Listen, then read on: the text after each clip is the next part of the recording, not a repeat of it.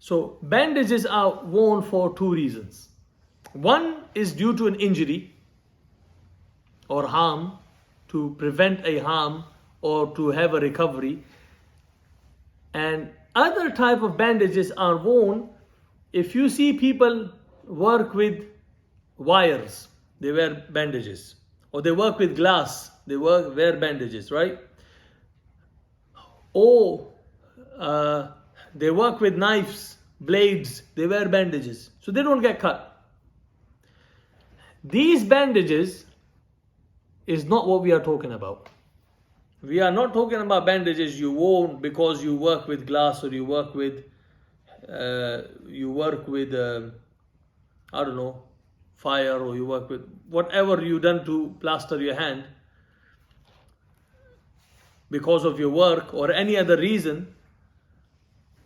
These are no different than wearing gloves. Okay? They are like gloves. So you must take them off for wudu. If you are a chef and you use knife a lot and you wear bandages on your fingers, so just so you don't cut yourself, these bandages must come off.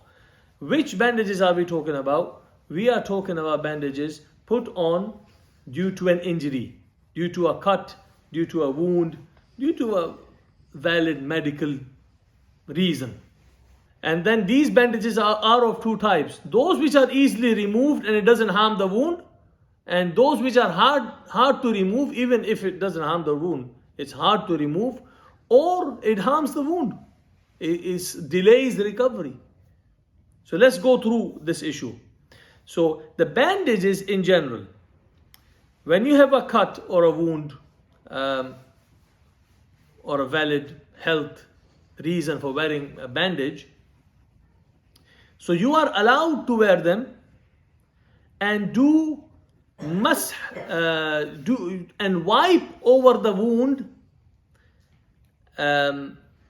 while you wash the rest of the body. Shall I give you an example? You have to pay attention to this because there are different views on this. Let's say I have a cut on my shoulder and I've got a bandage, right? And I want to make wudu. Does that affect me? No. So all the areas of wudu can wash. The cut is on the bandage is on the shoulder. So that's not a problem. When is it a problem? It is a problem if the bandage is on the area where you need to wash. Now that's for wudu. But what about ghusl? If I have a bandage on my shoulder, for ghusl, that is a problem. Right? So let's look at it. Let's note down a few points. Firstly, in general, if someone is hurt and needs bandage, he's allowed to have it. Okay. Secondly, if it's not possible to take it off, or it's not reasonable to take it off. It's possible, but it's not reasonable. If someone's got plaster, which he must have for 6 weeks,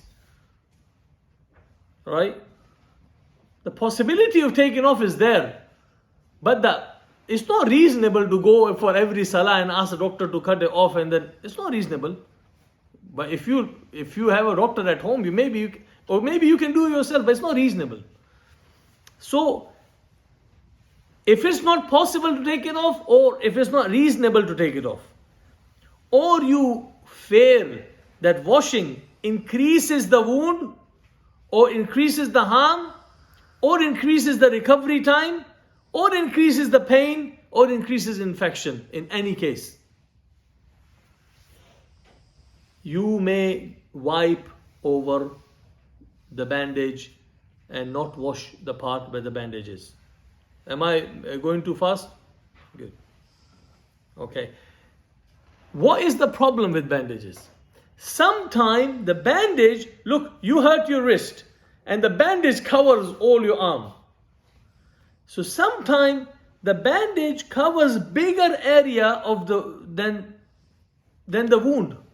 or bigger area. Sometimes they put the bandage all the way here so you can rest your arm properly, or to let not the bandage be fall off. They increase the area. So that's okay as long as it was necessary to do that.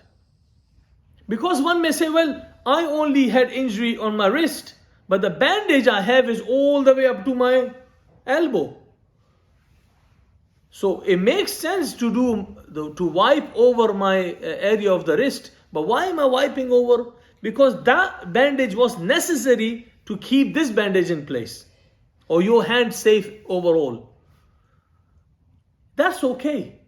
If that was necessary, and this is what the health professional, he's so fit, and this was necessary, then okay. Even though the wounded area is much smaller than the size of the bandage, but you may wipe over all of it, but there is no possibility for you to wash it, okay?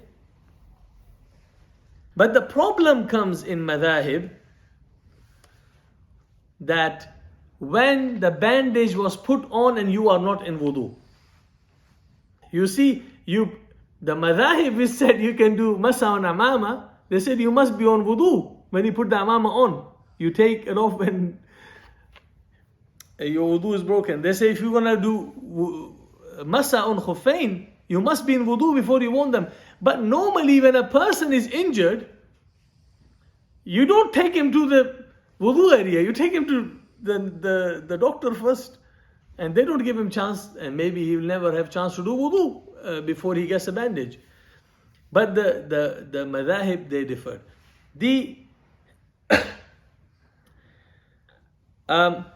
In general, masa is okay on them.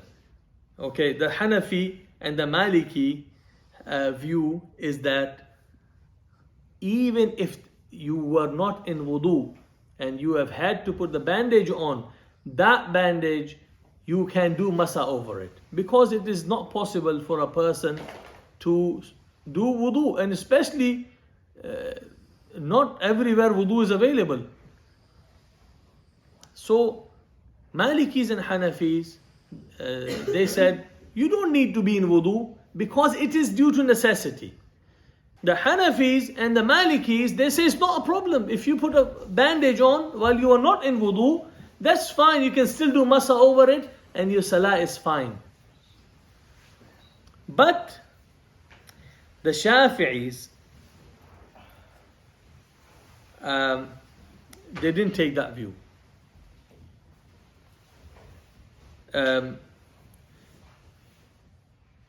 the Hanbalis, they didn't take that view.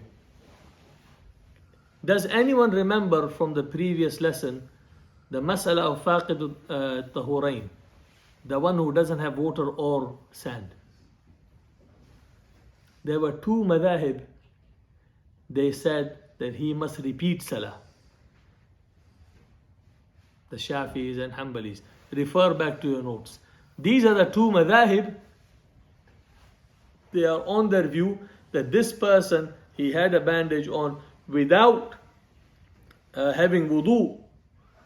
Then they said he should do masa and pray on it, but when it comes off, he should repeat his salah. Because they say really he doesn't have tahara. So the person who doesn't have water or sand, he may pray without, but then later he should repeat in their madhab. Right? Similarly, so the Shafi'is, they said he has to repeat the salah once the bandage comes off. Hanafis and Maliki said no. And I think there is ease in the Hanafi and Maliki madhab because his choice of not doing wudu is not because he didn't want to, because when you have an injury, you don't have time. You know, if you have a major cut or an operation, the doctor is not going to ask you, you were unconscious, they open you up, they stitch you up and they put a bandage. How are you going to do wudu? So anyway, the Hanafis and Malikis, they say, even if you didn't have wudu, you did masa over it and you prayed, you don't need to repeat. The Shafi said, you have to repeat. And their view you have to refer back to the mas'ala of faqid al-tahurain, which we did last time. The two madhahib in the case of faqid al-tahurain, they said that he must repeat the salah. The same two madhahib here, they stick to the view that even though they say his wudu was incomplete, the fact that the bandage was put on without wudu, he must then repeat the salah. The Malikis and the Hanafis, they are on the same view as before, and they say you don't have to repeat the salah, and actually your wudu is complete. Okay.